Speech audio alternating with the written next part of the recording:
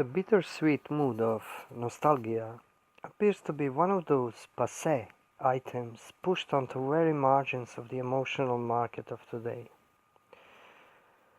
This is hardly surprising if we recall that its inherent finality, i.e., a realization of finite and unchangeable character of one's past from which it originates, does not fit the contemporary molds of social acceptability and overall cool factor. Indeed, social acceptability is still a thing, regardless of the fact that its priorities became inverted. After all, if you are, for example, irritated by middle-aged people covering themselves in tattoos, it is not socially acceptable to tell some of their number that not 2 decades ago they wouldn't be able to land a decent job because of it, and that inherently antisocial and body-denigrating character of extreme tattooing was, with full right, considered a bad reference in decent society. So, as always, when it comes to destruction, it's not about abolishing, but about inverting. Whenever someone says he is free from prejudices of the past, you can place a self-bet on him appropriating and inverting the same for his own ends. Man cannot help being hypocrite, but generation claiming it's been vaccinated against hypocrisy probably cannot help being anything else but a bunch of hypocrites.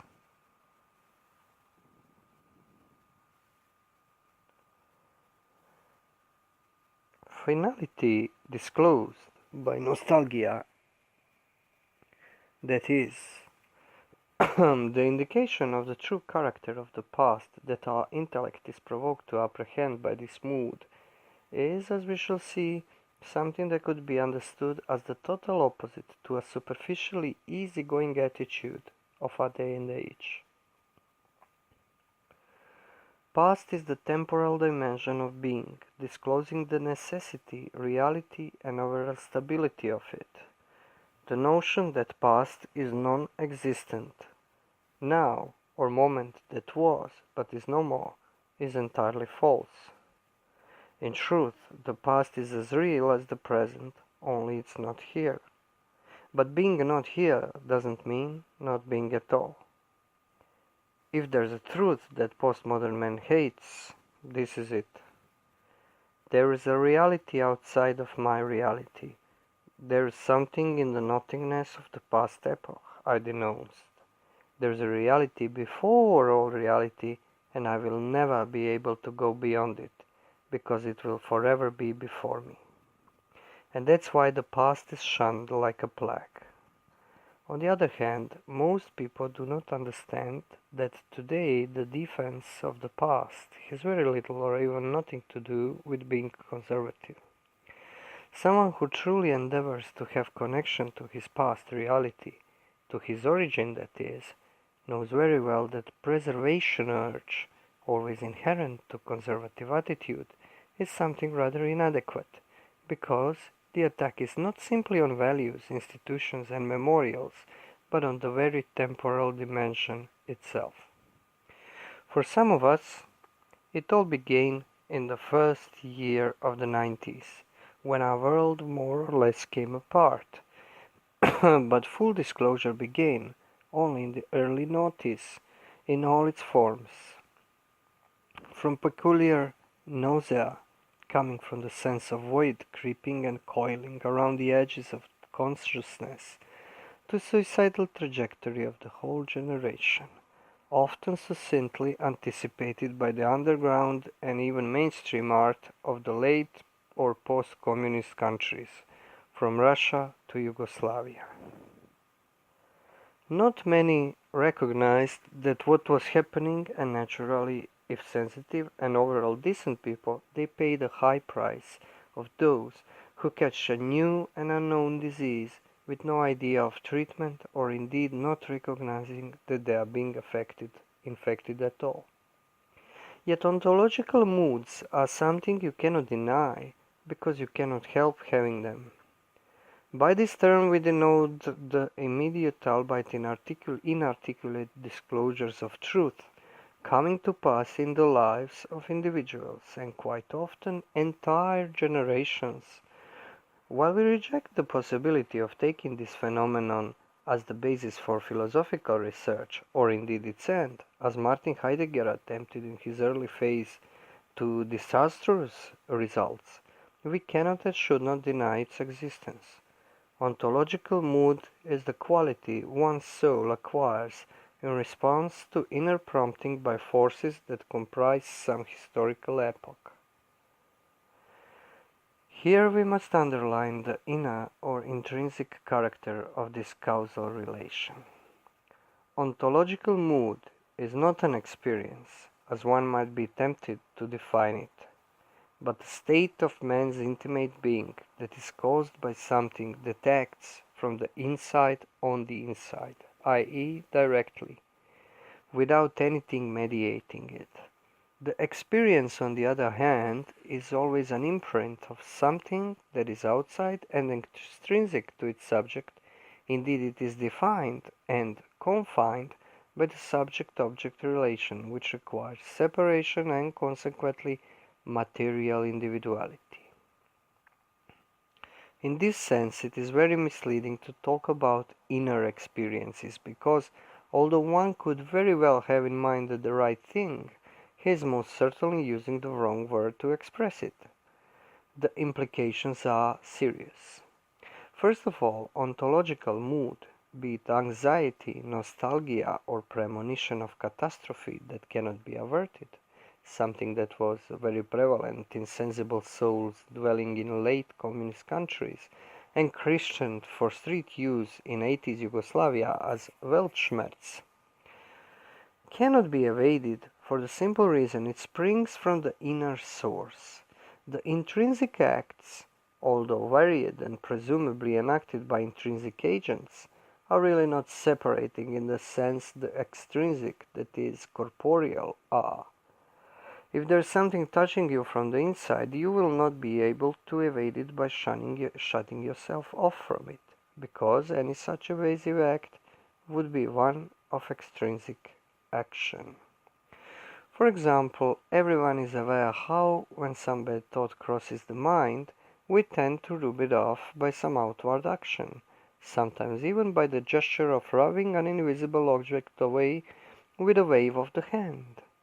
The reason for this is that we are not really having a fully articulated thought, but mental image, which is based on material causes and is not properly intrinsic, but although acting out in our imagination, it is not intimately united with our mind or heart. The emotional states, like peculiar ontological nostalgia we are dealing with here, are united to its subject and cannot be waved off or rejected by an outward action. Some of those states can be horrifying, as we already wrote about in detail elsewhere, precisely because there is no way to shake them off if they are unwanted. They just emerge and overwhelm the inner life of person from within, and what is within can never be fully outside, i.e., it cannot be thrown out of your system, as the saying goes. The essential determinant of nostalgia is the realization of both finality and reality of the past. It is the longing for something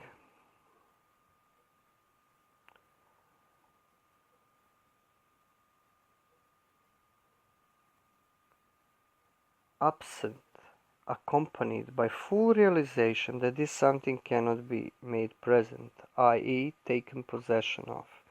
In this sense, the whole dimension of being is being disclosed for discerning mind, because the tendency of postmodernity is to obfuscate the distinctions of temporality of being, turning everything into a kind of perpetual present, starting all over again with every passing moment. In reality, however, past is bearing witness to eternity, one might say. The sense of it, disclosed initially in the ontological mood of nostalgia, is true and true one of reality. For one whose heart is overwhelmed by it, there is no doubting the fact that what was indeed still is, more so than what appears to be present in fact. The memories all down to early childhood can move perpetually before the mind's eye, as if on the movie screen, completely real, with all emotional coloring they had when they happened. Nothing is lost, nothing is not. This is the temporal dimension of being, denied every day at every occasion by what we call life and the world. Some people reacting to it become conservative, misguidedly projecting the clash onto extrinsic sphere of life where we are supposed to believe values and institutions have to be defended from the onslaught of nihilism. However, the real struggle is inside, and the real price is far deeper than mere products of human moral and political ingenuity. In the past, some people used to die from this insight. Some talented representatives of the whole generation of late communist era East Europeans had been pervaded with what some dubbed Weltschmerz, a mood best summed up by late Serbian actress Sonja Savic in paraphrase, "We were just looking for people who were as alone as we were, and all we wanted was to say a word and then to quickly and quietly check out," which they promptly did. This was the mood of premonition of catastrophe and of the advent of erasure of the past. In ex-Yugoslavia it was accompanied by war, which, for all its extrinsic causes, had inner causes too, and a generation of sensible and talented young people gave some intense expressions of their effect. A sinking of their world into nothingness and the cutting off of the past from the present and future. Of course, ontological moods are not something that can be adequately depicted in conceptual framework, but only in expressions, most notably artistic ones, which makes them highly deficient as a path towards understanding and solution of the problem. One of the clear signs of the late modernity was precisely the attempt to rely on these means as proper dispositions to meet metaphysical problems head-on, coupled with rampant anti-intellectualism. It is comical, however, that this is precisely the trajectory of the dissolution of modernity we are currently living out, because anti-intellectualism was just another name for anti-modernity, no matter whether we are dealing with conservative revolutionaries or new left standard bearers of the 60s. The intellect as the higher faculty of human soul, able to be enlightened and to partly assimilate the modes of being that transcend it, has little or nothing to do with this intellectualism save name. But for modern man, it was always about names and labels anyway. So if we are to make proper use of our nostalgia, we have to put it in its place and in its proper confines. It is the ontological mood that gives fuel to intellect, goading one to think out the causes of it and consequently forcing one to question the nature of his relation to the world. The key to its power is that there is no need to be persuaded. Inner state is provoked by inner activity, and there is no possibility of doubting its existence. Therefore, there is no possibility of doubting the existence of the problem.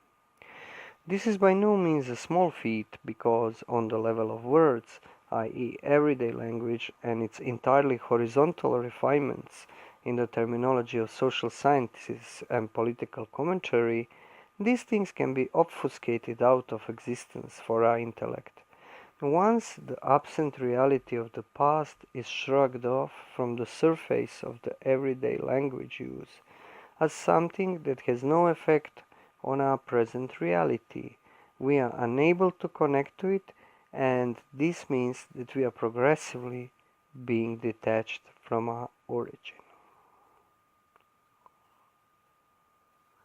Being cannot be thought of in discrepancies but only in unity, and if temporal vectors of past, present and future are not discerned as unified in it, then we are on the way out of it, and stepping out of being is a step into non-being.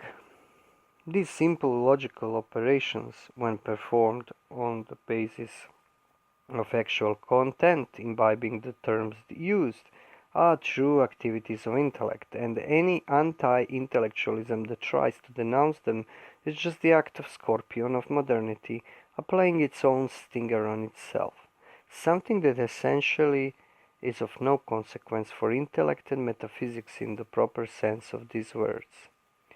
Although we are pointing out the Eastern European perspective about this epochal event, which came to pass and is still unfolding almost entirely in silence and out of focus of masses of humanity, it is by no means confined to this part of the world.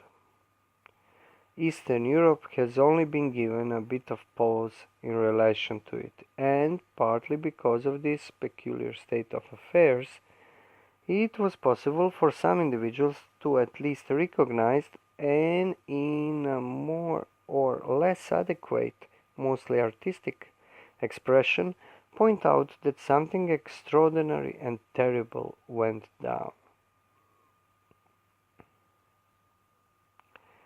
This is not to say that bulk of the people got the message, far from it, yet clues are being scattered all around, difficult to decipher even to insiders of this peculiar and hard to define part of Europe, but for those who are willing to try their hand at solving the riddle of postmodernity, they are here. There is no academic research, no attempt to connect the pieces of the puzzle, and no wonder, for how peculiar and seemingly unrelated and obscure those pieces are. Who in his right mind would go pondering about Zagreb's and Belgrade's underground rock scene of the early 80s and collate the mostly tragic and socially completely marginal destinies of its participants with the demise of their ill-fated country and the place of this event in the broader circumstances of the dissolution of modernity, or attempt to do the same for their Russian counterparts? Yet, the disclosure that spelled death for those people, notwithstanding the outer circumstances of disease, suicide, and drugs, was one simple, incurable insight, namely, that everything is a lie. And this is the negative essence of postmodernity in all its glory.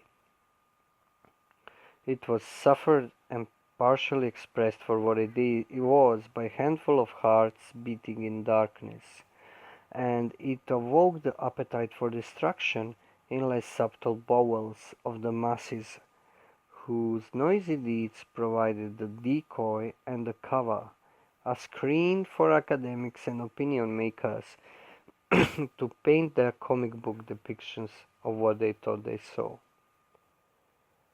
As is probably natural, the truth was first anticipated on the margins, and then slowly, decades afterwards, it slowly finds first attempts at articulation on even greater margin.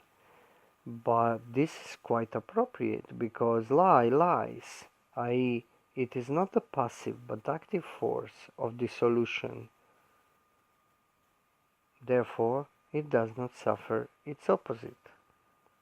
The East Europe in this sense could once again be a proving ground, but this time not for doomed social experiments, but for understanding of postmodernity and mounting of resistance to its destructive drive. This is the part of Europe where actual demolition began. Could it not be the one where it will end, and however inconceivably, the rebuilding will commence? Let us not forget that some of us can still remember people whose hearts were innocent enough to be broken by the lie. Could it not be then that there are still hearts that can be healed by the truth? However that may or may not play out, one path is still open. no matter how masterfully illusion coiled itself around it. The past is not dead, and the illusion that everything is a lie is possible only on condition that this impossibility is made real. The past is a temporal expression of modality of necessity, so if it is, then everything else cannot not be. The illusion that being can somehow be eradicated by dissolution of social forms is a trick played on people after the end of the Cold War, and although in reaching its apogee it did reap the harvest of victims, its time is more or less spent. There comes a point when lie becomes so obnoxious and so perfect that it starts annihilating itself, simply by ceasing to hide behind the truth. The point seems to be infinitely delayed in postmodernity, i.e., although it is in the nature of lie to expose itself in the end, annihilating the reality behind which it hides. The moment is postponed into indefinite and infinite future. It is that not yet vector characteristic of postmodernity, where everything is on the brink but just one step shy of crossing it. One solution to this virtual crisis, virtual because it is an artificial construct, would be to end the delay and let lie be itself, dissolving by the very act of its total exposure into nothing. This would be a very dangerous attempt already appropriated by such lucid and dangerous people like Alexander Dugin, but inevitable. However, while someone like Dugin would like to destroy the modern world in the apocalyptic event, the truth of the matter is that there really should be nothing to be destroyed. Expressing of the lie in its extremity would be a realization that the whole construct of postmodernity is a sham, and that it can be ignored out of existence, no matter how difficult it might be to imagine it from the present vantage point. The end of the dissolution could just be a burst of laughter over collective human stupidity, rather than the world war or some such cataclysm people like Dugin like to invoke. It would be such an appropriate result for our uncivilized, marginally European sentiments. To do nothing and then, when everything comes down, just say, "Didn't I tell you?" Be that as it may, let us revel in nostalgia with no regret. In our times, this is not an act of sentimental self-indulgence, but a revolutionary act, an act of taking possession of oneself and one's place in the world, contrary to the trajectory of the times. And, to conclude on an appropriate note, let us ponder about this fact. Nowadays you start a revolution with what poets of not so recent past consider to be a mood of emotional self-indulgence. Obviously then that, if nothing else, this time around, a revolutionary cry would be insightful question old Dalmatian women posed to first joggers when they appeared in their customarily troubled yet laid-back region, namely, why run when no one is chasing you? Indeed, why? Perhaps it would be more profitable and infinitely less toilsome to look back and commence the slow, subtle process of redeeming our time and learning as we go of the infinite power of forgiveness.